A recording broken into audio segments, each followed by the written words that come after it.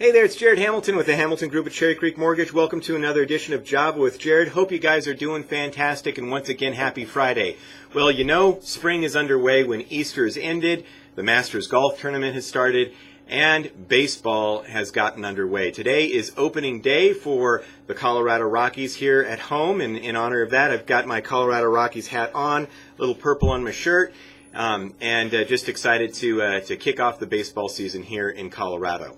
Well, interest rates actually finished the week basically unchanged from where they ended last week. There was really not a whole lot of economic data on the calendar. There was just some note and treasury auctions that happened this week, and those went okay. It wasn't anything big, so we didn't see any dramatic movement in terms of interest rates. And right now, all the focus really is going to be here, when is the Federal Reserve going to increase short-term credit? Beginning of the year, many were thinking that it would have already happened by now, but there's just not been the economic data to really support that. We did see the Federal Reserve minutes come out, and that didn't really give any clues. One of the Federal Reserve chairmen or chair people, or it's not a chairperson, but member, Jeffrey Lacker, was actually speaking today, and he said that he believes that there's all the data needed for the Federal Reserve to increase credit in June.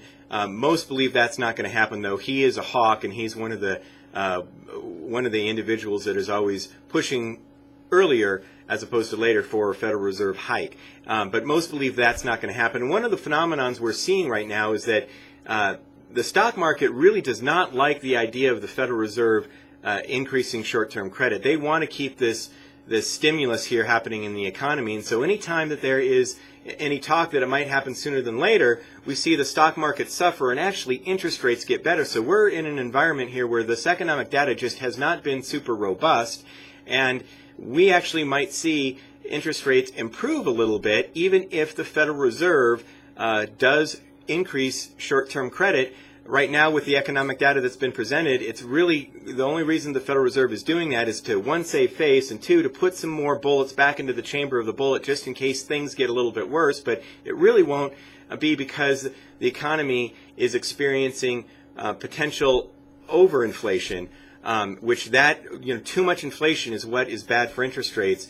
And we're just not seeing that. So we're seeing an environment that if the Federal Reserve does increase short-term credit, it might actually really help interest rates. But we'll just see what happens. There's going to be a whole lot of volatility. Right now, just sit back, relax, enjoy this wonderful spring weather and the start of the home buying season. Enjoy the start of baseball and just enjoy these real low interest rates for probably the whole remainder of spring and I would imagine all of summer. So just sit back, relax, enjoy opening day. On that note, we've got a little John Fogerty here center field just to kick off the baseball season. Thanks for joining me with Job with Jared. Hope you have a great rest of the weekend.